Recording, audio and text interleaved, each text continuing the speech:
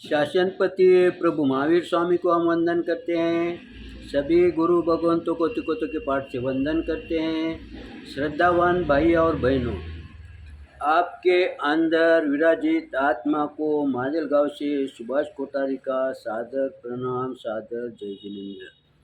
प्रतिक्रमण पर ये मेरा 20वां वीडियो है। हम लोगस के बारे में चिंतन कर रहे थे।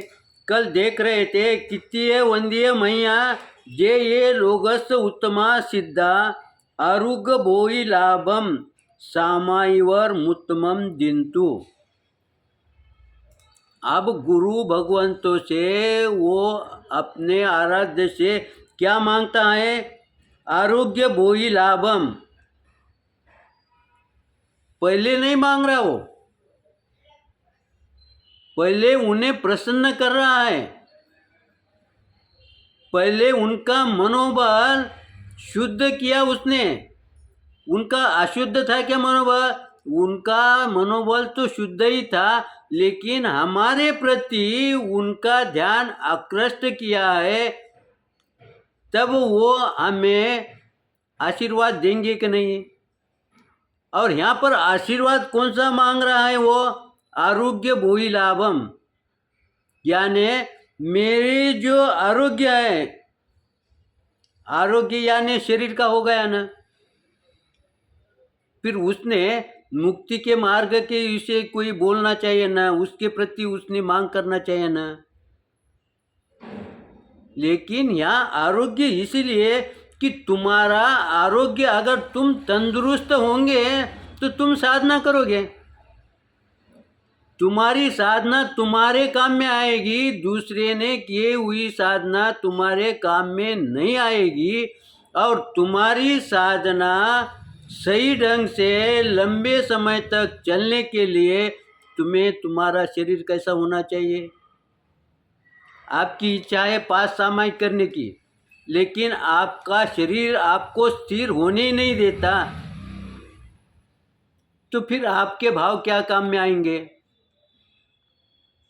तो इसीलिए गुरु भगवंत कहते हैं कि पहले तुम्हारा शरीर स्थिर हो। और शरीर स्थिर कब होगा? जब तुम्हारी तृष्णा कम होंगी, जब तुम्हारे विकार कम होंगे, जब तुम्हारे राग द्वेष कम होंगे। यहाँ पर नष्ट होने की अपेक्षा हम नहीं करना, लेकिन हम कम करते करते करें।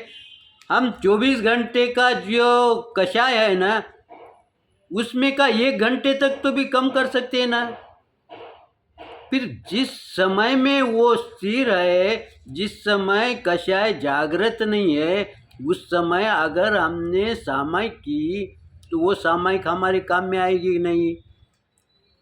फिर इस तरह से तुम्हारा प्रतिपल बढ़ते गया तो तुम्हारा शरीर तंदुरुस्त होते रहेगा, तो तुम्हारी साधना बढ़ेगी।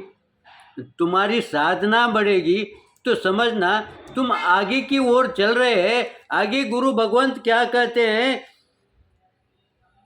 ये ऐसे श्रेष्ठ, यानी वो किससे, वो उत्तम समाधि देवे। यहाँ पर उत्तम समाधि देवे किन्हें मांग रहा है? जो स्वयं समाधिस्थ है। हमारे तीर्थंकर भगवान कैसे हैं? हर गुणों से लबालब भरे हुए है। उनकी तरफ वो मांग कर रहा है। काय की मांग कर रहा है? कि मेरा शरीर सुदृढ़ बने और मुझे समाधि प्राप्त हो जाए। समाधि यानी यहाँ पर काय के लिए बोला है? समाधि देवे। समाधि देवे इसका मतलब हम जो साधना कर रहे हैं, फिर भले ही 1 घंटे की सामायिक क्यों करते नहीं, लेकिन उसमें हमारा ध्यान लगना चाहिए, ये अपेक्षा कर रहा है। लेकिन हम व्यवहार में क्या मांगते हैं? जिसके पास जो नहीं है उस चीज़ की अपेक्षा करते हैं।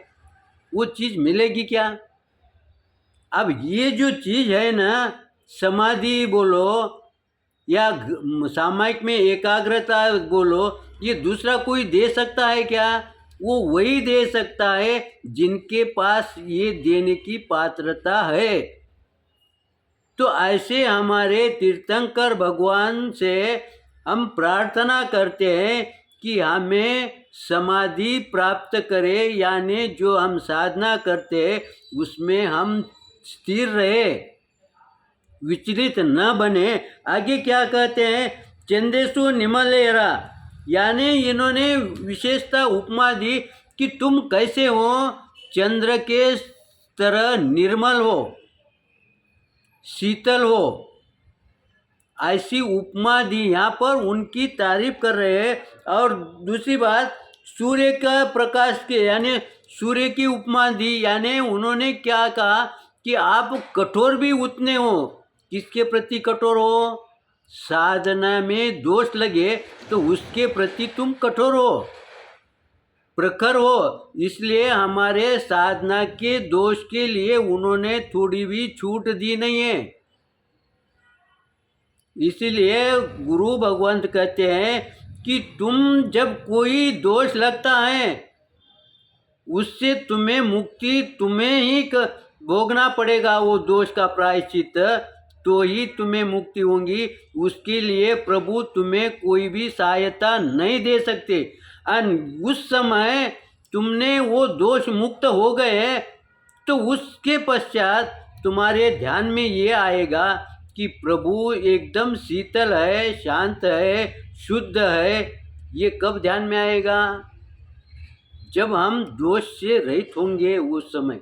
वैसे ही व्यवहार में जब हम माता पिता से कहेंगे कि मेरा ये दोष है, आपको पता होगा नहीं होगा, लेकिन उसके लिए मैं क्षमा मांगता हूँ, इस तरह से करेंगे तो उस समय हमारे माता पिता हमारे पर क्रोधित होंगे क्या?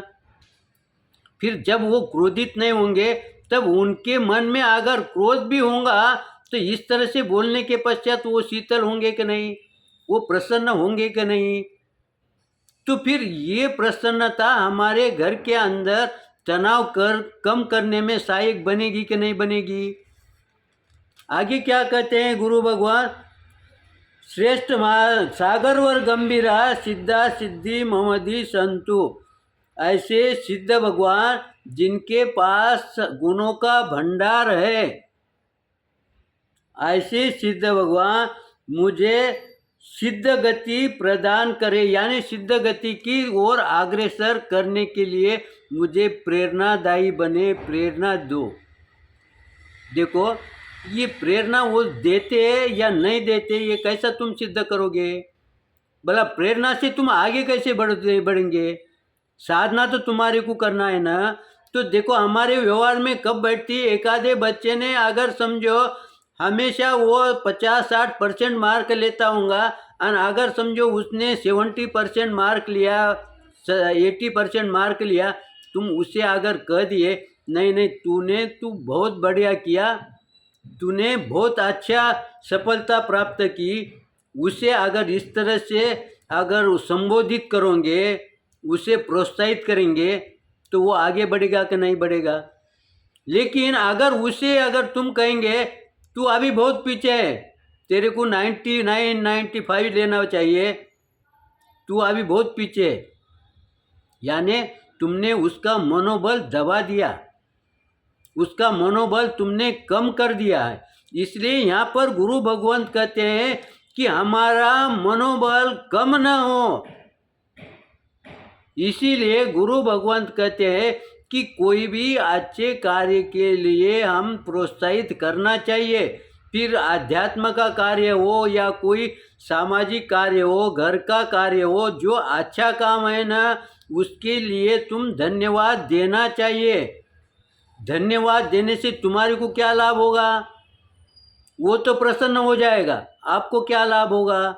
आपको लाभ ये होगा कि तुम उसे संतुष्ट करने में, उसे प्रसन्न करने में तुम सहायक बने कि नहीं? यानी तुम सहायक बने तो इसका लाभ आपको होगा कि नहीं? फिर यहाँ पर तुमने सामायिक न करते हुए, प्रतिक्रमण न करते हुए भी तुम्हें वो लाभ मिला कि नहीं मिला? इसलिए हम जो सोचते हैं सामायिक करेंगे, प्रतिक्रमण करेंगे तो ही हमारा पुण्य का बंध होगा, ऐसी बात नहीं है। तुम अगर मीठे दो शब्द किसी के अच्छे काम के लिए दिए तो भी वो तुम्हारा पुण्य का ही काम होगा। समय को देखते हुए यहाँ पर हम लोगस का पाठ पूर्ण करते हैं। मेरे इस पाठ के अंदर विश्लेषण में कोई विपरीत आया होगा तो आप निश्चित रूप से क्षमा करेंगे, सही आया होगा तो लाइक करेंगे, शेयर करेंगे। इसी आशा के साथ ओम शांति।